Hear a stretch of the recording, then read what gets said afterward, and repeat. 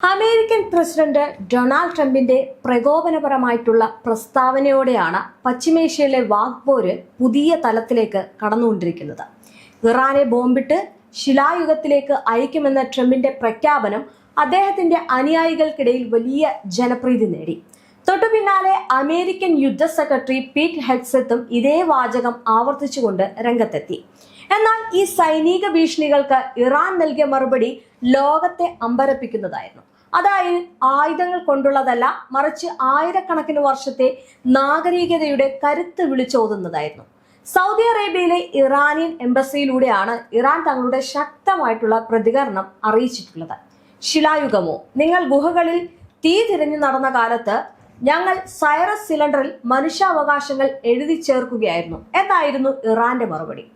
ലോകം കണ്ട മഹാന്മാരായ ഭരണാധികാരികളിൽ ഒരാളായ സൈറസ് ദി ഗ്രേറ്റിന്റെ പൈതൃകം ഉയർത്തിപ്പിടിച്ചുകൊണ്ട് ഇറാൻ വെറും ഒരു രാജ്യമല്ല, മറിച്ച് തകർത്ത് കളയാനാവാത്ത ഒരു മഹത്തായ നാഗരികതയാണെന്ന് അവർ ഓർമ്മിപ്പിച്ചു. ചരിത്രത്തിലേക്ക് കണ്ണോടിച്ചാൽ BC 539 സൈറസ് ചക്രവർത്തി ബാബിലിയോൺ കീഴടക്കിയ സംഭവമാണ് ഇറാന്റെ പിന്നിലുള്ളത്. അന്നത്തെ കാലത്ത് അചിന്തനീയമായിട്ടുള്ള കാര്യങ്ങളാണ് അദ്ദേഹം നടപ്പിലാക്കിയത്.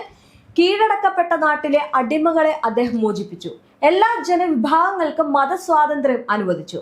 വംശീയ സമത്വം പ്രഖ്യാപിച്ചു. ലോക ചരിത്രത്തിലെ തന്റെ ആദ്യത്തെ മനുഷ്യാവകാശ രേഖയായി കണക്കാക്കപ്പെടുന്ന ഈ പ്രഖ്യാപനങ്ങൾ ഒരു കളിമൺ സിലിണ്ടറിലാണ് രേഖപ്പെടുത്തിയിരുന്നത്. ഒന്നാലോചിച്ചു നോക്കൂ കാര്യങ്ങൾ. സൈറസ് സിലിണ്ടർ എന്നറിയപ്പെടുന്ന ഈ ഒരു പുരാവസ്തു ഇന്നും ലോകമെമ്പാടും ആദരിക്കപ്പെടുന്നുണ്ട്. നിലവിൽ ലണ്ടനിലെ ബ്രിട്ടീഷ് മ്യൂസിയത്തിലുള്ള ഈ ഒരു സിലിണ്ടർ കഴിഞ്ഞ വർഷം നവംബറിൽ യുനെസ്കോ ഔദ്യോഗികമായിട്ട് ലോകത്തിലെ ആദ്യത്തെ മനുഷ്യാവകാശ ചാർട്ടറായിട്ട് അംഗീകരിക്കുകയും ചെയ്തു. ന്യൂയോർക്കിലെ ഐക്യരാഷ്ട്രസഭ ആസ്ഥാനത്തിന്റെ ലോബിയിൽ ഇതിന്റെ പകർപ്പ് സ്ഥാപിച്ചിരിക്കുന്നത് ആധുനിക ലോകം ഇറാന്റെ പുരാതന നീതിബോധത്തെ എത്രത്തോളം കടപ്പെട്ടിരിക്കുന്നു എന്നതിന്റെ തെളിവാണ്. ഇറാന്റെ ചരിത്രപരമായിട്ടുള്ള സ്വാധീനം വെറും ഒരു അവകാശവാദമല്ല എന്ന് വ്യക്തമാക്കുന്നതാണ് അമേരിക്കയുടെ തന്നെ സ്ഥാപക പിതാക്കന്മാരുടെ ചരിത്രം. അമേരിക്കൻ സ്വാതന്ത്ര്യ പ്രഖ്യാപനത്തിന്റെ ശില്പിയായ തോമസ് ജെഫേഴ്സൺ സൈറസ് ചക്രവർത്തിയുടെ ഭരണരീതികളെയും ആശയങ്ങളും ആഴത്തിൽ പഠിച്ചിരുന്നു. US-ലെ DC-യിലെ സ്മിത്സോണിയൻ ഇൻസ്റ്റിറ്റ്യൂഷനിൽ സൂക്ഷിച്ചിരിക്കുന്ന ജെഫേഴ്സന്റെ സ്വകാര്യ പാഠപുസ്തകത്തിൽ പേർഷ്യൻ ഭരണക്രമത്തെക്കുറിച്ചുള്ള കുറിപ്പുകൾ ഇന്നും കാണാം. അമേരിക്കൻ ജനാധിപത്യം ഉയർത്തിപ്പിടിക്കുന്ന പല മൂല്യങ്ങളുടെയും വേരുകൾ യഥാർത്ഥത്തിൽ പുരാതന പേർഷ്യയിലാണ് എന്നാണ് ഇത് സാക്ഷ്യപ്പെടുത്തുന്നത്. ഇനി അമേരിക്ക പലപ്പോഴും ഉപയോഗിക്കാറുള്ള ശിലായുഗത്തിലേക്ക് മടക്കുക എന്ന ഈ ഒരു ഭീഷണിക്ക് പിന്നിൽ കൃത്യമായിട്ടുള്ള ഒരു രാഷ്ട്രീയ തന്ത്രമുണ്ട്. വിയറ്റ്നാം യുദ്ധകാലം മുതൽ അമേരിക്ക ഈ പദം ഉപയോഗിക്കുന്നുണ്ട്.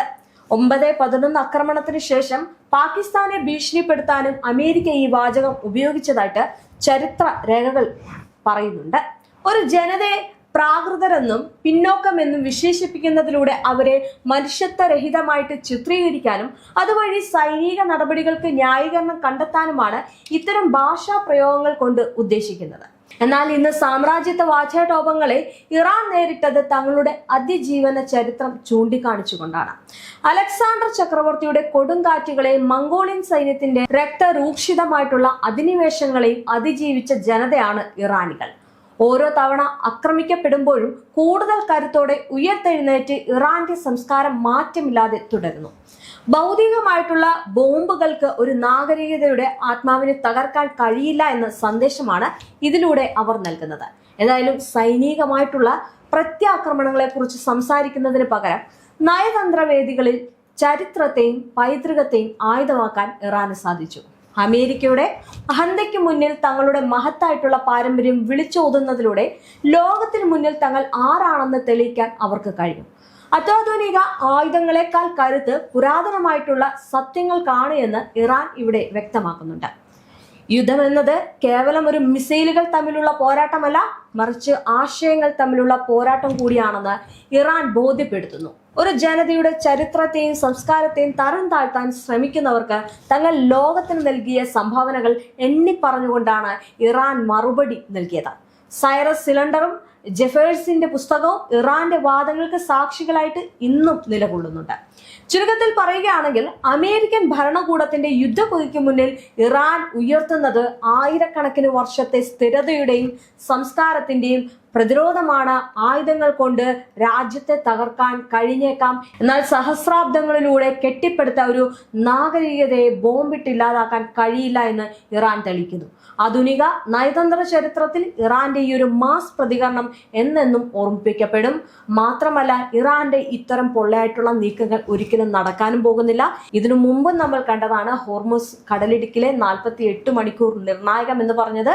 എന്നിട്ട് ആ നിർണായക തീരുമാനത്തിൽ ട്രംപ് മുട്ടുമടക്കുന്ന ഒരു സാഹചര്യമാണ് ഉണ്ടായത്. ഇന്നും ഒരു ഭീഷണിയുമായിട്ട് ട്രംപ് വരുമ്പോൾ ഇതിൽ നിന്ന് മനസ്സിലാക്കാൻ ഒറ്റ കാര്യമേ ഉള്ളൂ, ഇത് ട്രംപിനെ കൊണ്ട് കൂടിയാൽ കൂട്ടില്ല എന്നുള്ളൊരു കാര്യം.